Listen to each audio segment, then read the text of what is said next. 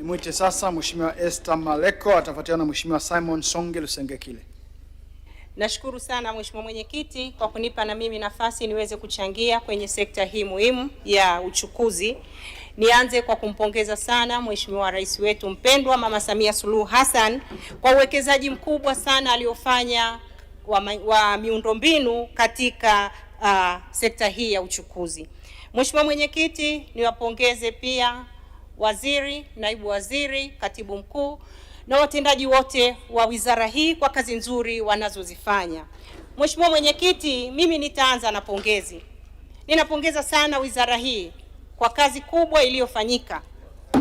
Tukianza na TPA. Mheshimiwa Mwenyekiti, tunapongeza sana TPA. Tumeona kazi kubwa iliyofanyika. Mheshimiwa Mwenyekiti, wakati bandari hii inaanza kufanya kazi baada ya kuboreshwa, walikuwa wanapokea mizigo tani milioni 17.7, lakini mpaka Juni 2025 wamefika milioni 32. Tunawapongeza sana. Mheshimiwa Mwenyekiti, kwenye upande wa makasha ilikuwa ni 7.5, lakini kwa sasa ni milioni 1.1. Huo ni uwekezaji mkubwa. Tunapongeza sana wizara kwa kazi nzuri. Lakini niende kwenye TRC. Tunawapongeza sana kwa kujitegemea na kujiendesha bila kutumia ruzuku inayotoka serikalini kwa 100%. Tunawapongeza sana.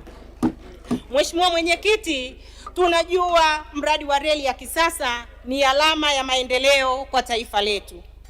Tumeona kwa kiasi kikubwa baada ya ujio wa reli hii ya kisasa kutoka Dar es Salaam kuja Dodoma, imeongeza ufanisi mkubwa sana wa safari na imepunguza muda mrefu wa wananchi au abiria kusafiri. Lakini pia kumekuwa na usalama mkubwa sana katika usafirishaji wa abiria na mizigo. Mheshimiwa Mwenyekiti, tulikuwa tunaishauri serikali ione ni namna gani sasa inaweza kufanya kasi kubwa zaidi kuunganisha vipande vilivyobaki vya reli hii ya kisasa katika mikoa yote muhimu ili tuweze kuongeza pato la taifa na kuwapatia wananchi wetu usafiri wa uhakika. Mheshimiwa Mwenyekiti, niende moja kwa moja katika kanda yangu ya kaskazini. Tumesikia hapa wamemaliza upembuzi yakinifu kwa ile reli ambayo itaanza Tanga kwenda Musoma kupitia Arusha. Tulikuwa tunaomba serikali, kwa kuwa upembuzi yakinifu umekamilika, ione ni namna gani inaweza kupata fedha ili reli hiyo ianze kujengwa mapema, kwa sababu tunajua kwanza iko kwenye ilani ya Chama cha Mapinduzi, lakini pia ina faida kubwa kwa uchumi wa taifa letu.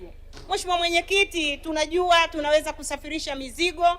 Tuna madini ya soda kule Ngaruka, tuna nickel Dutwa, lakini na potassium kule Minjingu. Kwa hiyo kukamilika au kujengwa kwa reli hii itatusaidia sana katika eneo la mizigo, lakini kusafirisha abiria, lakini na pamoja na utalii. Mheshimiwa Mwenyekiti, niombe kule kwetu Kilimanjaro tunao uwanja wa ndege wa Moshi.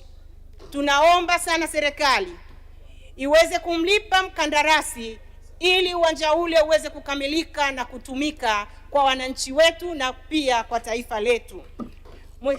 Asante sana. Naomba uunge mkono hoja. Ninaunga hoja mkono. Asante sana. Asante. Nimwite sasa